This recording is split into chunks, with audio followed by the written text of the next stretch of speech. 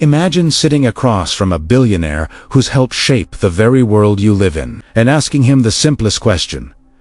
Do you want the human race to survive? You expect a quick, obvious answer. But Peter Thiel hesitates. The silence stretches. He weighs the question, as if the fate of humanity is just another variable in a grand strategy game. This is the mind of Peter Thiel, one of the most influential, controversial, and enigmatic figures in modern America. You might know Thiel as the co-founder of PayPal, the first outside investor in Facebook, or the man who funds wild sci-fi projects like Floating Nations and the Quest for Immortality. But that's just the surface. Thiel is a man who sees inevitabilities, death, taxes, the rules of society, and refuses to accept them. He wants to transform humanity itself, to break the boundaries of biology, politics, and power. And he spent decades quietly, relentlessly, working to bend the future to his will. Thiel's story is one of ambition, strategy, and a relentless pursuit of control. His bankrolled Donald Trump's rise, propelled political outsiders like J.D. Vance, and openly questioned whether democracy is even compatible with freedom. His vision of an ideal society. It's not a democracy. It's a world ruled by a select few, the smartest, the richest, the most powerful, maybe even just one. And today, Thiel's influence is spreading faster than ever, from Silicon Valley boardrooms to the halls of Washington, from the battlefields of Ukraine to the darkest corners of the internet. But none of this happened by accident. Peter Thiel plays the long game. He's always thinking several moves ahead, like a grandmaster at a chessboard. To understand what Thiel really wants, you have to go back to the beginning. Thiel was 8 years old when his family moved to Swakopmund, a former German colony on Namibia's coast, then under apartheid South African rule. It was a world where white families, like the Thiels, lived in privilege, while black laborers toiled in dangerous uranium mines that secretly fueled South Africa's nuclear weapons program. Peter's father, Klaus, worked as an engineer at one of these mines, advancing the regime's military interests. Peter attended whites-only schools, where the curriculum pushed a Christian nationalist worldview and painted white South Africans as victims. This was the world that shaped Peter Thiel, a world where a small elite ruled, and the majority served. When the family returned to the U.S., Peter was a classic nerd, top of his class, obsessed with sci-fi and fantasy, bullied for being different, but he was smart, ambitious, and determined to win. He made it to Stanford, expecting a haven for overachievers, but found a party scene instead. He felt out of place, especially among the liberal students who, he believed, looked down on people like him. At Stanford, Thiel became a hardcore libertarian, convinced that the best society was one with maximum personal and economic freedom and minimal government interference. He built a network of like-minded men, the beginnings of what would become the Papal Mafia. With 11 others, he launched the Stanford Review, a conservative campus newspaper known for its biting style and controversial takes. Thiel wasn't just looking to provoke, he wanted money, power, and influence. The paper caught the attention of high-profile conservatives, and soon Thiel had a book deal. The Diversity Myth, co-authored with David Sachs, argued that universities were breeding grounds for left-wing conformity, and that diversity initiatives threatened Western culture. The book's most controversial arguments have since been disavowed, but the anti-Hooke sentiments echo in today's political battles. After law school, Thiel aimed for the Supreme Court, but fell short. It was a rare setback, and he briefly moved back in with his parents. But in Silicon Valley, Thiel found his true calling.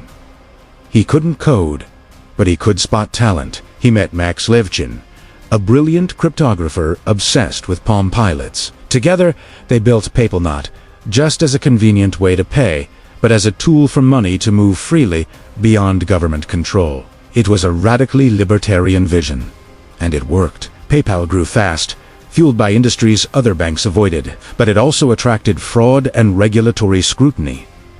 Thiel's answer: outmaneuver the competition, dominate the market, and set the rules. Competition is for losers?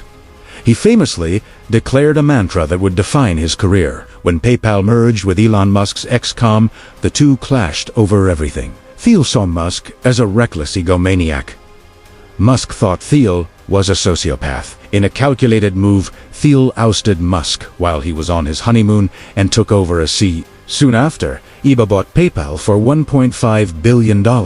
Thiel walked away with $55 million and a reputation as a master strategist. With his newfound wealth, Thiel set his sights even higher. The 9/11 attacks left him anxious about religious terrorism. He argued that the U.S. needed to use extrajudicial methods to catch terrorists outside the checks and balances of democracy. He saw an opportunity. What if the anti-fraud software from PayPal could be retooled to catch terrorists? Thus, Palantir was born, a company named after the all-seeing stones in The Lord of the Rings, used by Sauron to spy on his enemies. Palantir's promise: to find hidden patterns in vast troves of data, to see what others couldn't.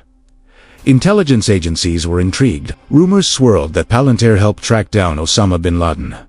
The company never confirmed or denied it, letting the myth grow. But Thiel's ambitions weren't limited to business. He became the first big investor in Facebook, mentoring Mark Zuckerberg and turning a $500,000 investment into $400 million.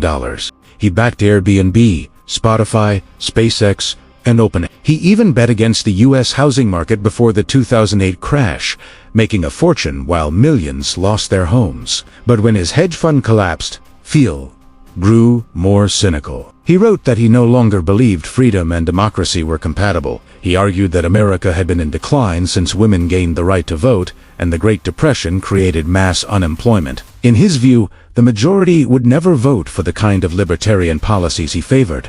So why not do away with democracy altogether? Thiel's war with the media became legendary when Gawker Media outed him as gay and mocked his business failures. Thiel quietly funded lawsuits against them, culminating in the Hulk Hogan case that bankrupted Gawker. Thiel called it the most philanthropic thing he'd ever done. Critics called it a chilling attack on press freedom, warning to anyone who might cross him. But Thiel wasn't done. He poured money into biotech companies chasing immortality, into seasteading projects to build floating libertarian utopias, into anti-tax political action. He started funding presidential candidates. First, Ron Paul, then Donald Trump. In 2016, Thiel took the stage at the Republican National Convention, urging Americans to vote for Trump. It made him a pariah in Silicon Valley, but Thiel didn't care. He was playing the long game.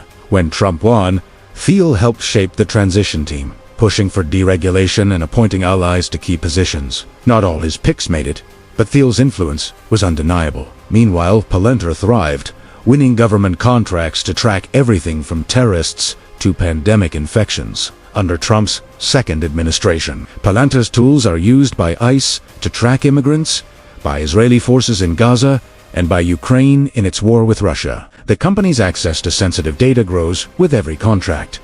Who decides how it's used? Thiel isn't saying. Thiel's latest ventures are even bolder. He's backing crypto banks named after Tolkien's dragon hordes and pushing for Freedom City's low-tax, regulation-free zones where corporations can operate without oversight. One such city already exists, Prospera in Honduras.